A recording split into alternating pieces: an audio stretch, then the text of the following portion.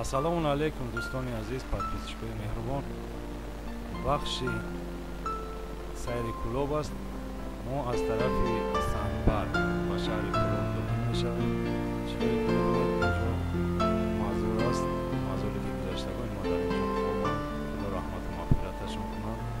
хоб тарафи Гулбоғ инҷо бошад. роҳе ки даромадгоҳи шаҳри Кӯлоб аз тарафи Қоқовод, аз тарафи чап боғи ботаникии Тиллобобоев чиқеде ки дида истодаед. бисёр дохилаш манзараҳои хуб аст. ҳоло вақт шавад, насиб бошад, ният дорем аз он боғ ҳам барои шумо як видео кунем ва чиқеде ки мебинед мо дар роҳи Гулбоғ ҳастем ва тарафи шаҳр равонаем. дар ин ҷойҳо бошад аз тарафи рост ва аз тарафи чап сохтмонҳои нав, бигем заправка ва дигар чизҳо ҳам сохта истоданд. иншоалло ки дар оянда намунавӣ мешавад даромадгоҳи шаҳр. инҷо боғи Исмоили Сомонӣ ва дар бараш боғи ҳайвонот ҳам чиқеде ки мебинед. ва мо инак ба тарафи масҷиди Ҳоҷи Мирзо аз тарафи рост. инҷо масҷиди Ҳоҷи Мирзо аст. чиқеде ки сохта буданд, ҳамон хел истодааст. иншоалло ки навронӣ ҳам ҳаст дар онҷо.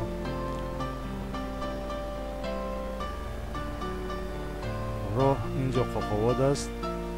маҳаллаи калон Ҳилоли аҳмар ном дорад. Қоқовод бо номи Қоқовод маъруф аст. хоб инҷо чораҳаи Қоқовод чиқеде ки мегӯем.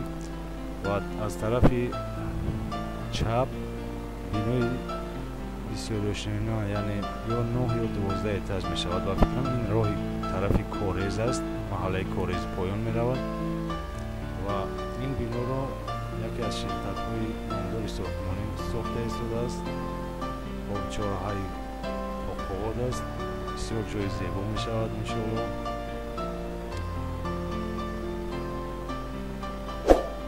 бино ҳам бинои тарзи замонавӣ бояд сохта шавад. ин тарафи маҳаллаи Ҳилоли аҳмар, яъне Қоқовод, чораҳаи Қоқовод.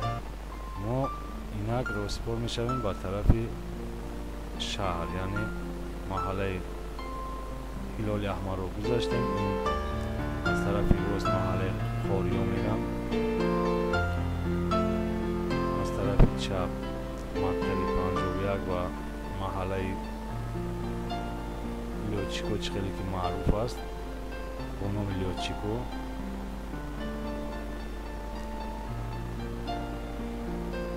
албатта ки аз соли ахир бигем дар ин ҷо ягон навгонӣ ҳам нест, фақат роҳро мунфарш кардан, яъне асфалт кардан. тамом, дигар ягон навгоние ки бигем дар 2 соли ахир шида бошад, не, инҷо ягон навгонӣ ҳам нест. чиқеде ки буд ҳамон хонаҳои истиқоматӣ ва ҳамон беморхона буд, аммо ҳамаш чиқеде ки буд ҳамон хел истодаанд. роҳи калоне ки аз ин тарафи шаҳр ба ноҳияҳои Моминобод, Ховалинг меравад. хоб кӯчаи Исмоили Сомонӣ, яъне мо акнун мегардем ба тарафи кӯчаи Калини, яъне ҳозирак кӯчаи Нуруллоҳ Ҳувайдуллоев аст. роҳҳо аз навсозӣ карда шуданд. хоб бисёр роҳи зебо, мунфарши зебо, асфалти зебо кардагӣ. хоб чиқеде ки дида истодаед, дару барои мо масҷиди Алабердӣ бисёр масҷиди зебост ва масҷиди номдор ҳам аст. намозҳои ҷамъа намозҳои мешаванд, намози панҷвақта низ дар инҷо мешавад.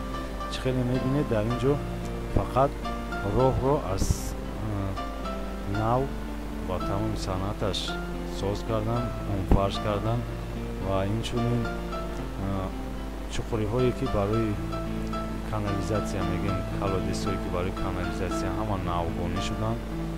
хоб ҳама ба канализатсия дар ин кӯча пайваст шудагӣ аст. хоб ин роҳ чиқеде ки мебинед, ҳоло ҳамон калодесоро аз нав ва рости ҳамун асфалт рӯйпӯш карда истодан ва ин роҳ то охираш, яъне то баромадгоҳе ки тарафи дасти чап равшан ва тарафи дасти рост тарафи маҳаллаи сиёҳо меравад, то ҳамон ҷо мунфарш кардагӣ, зебо кардагӣ шудааст. хоб дар ин кӯчаам асос гирем ин чораҳаи ҳазрати амирҷон аст. тарафи чап ҳазрати амирҷон меравад, ин тараф ба кӯчаҳои гагарину дигару дигар кӯчаҳо ягон навгоние ҳам дида намешавад. албатта фақат як навгонӣ ин роҳро аз сари нав зебо кардан. дар ҳақиқатан ҳам ин роҳ дар вақташ бисёр роҳи бигем ҷазир буд, барое ки чандин сари сол ягон кор кардагӣ набуд. роҳ ҳамон хел фарсуда шудагӣ буд ва ин роҳро дар ҳақиқатан ҳам аз сари нав ободу зебо фасон кардан. хоб кӯча дар вақташ кӯчаи Калини ном дошт.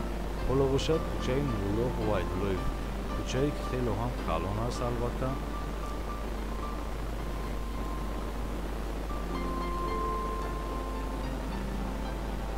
инҷо аз тарафи рост швейни фабрика буд. вақташро ҳоло бозори ҷамҷам мешавад ва тарафи чап бошад маҳаллаи гастрономи бист ва дигар маҳаллаҳо низ ҳастанд.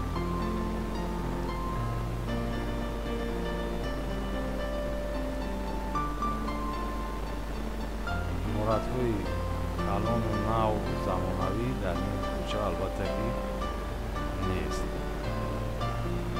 ягон тар ҳам дар ин кӯча омадагӣ нест ки мисол дар оянда шавад. хай дар оянда худо худаш донос, мумкин ки бишавад, аммо ҳозир нест.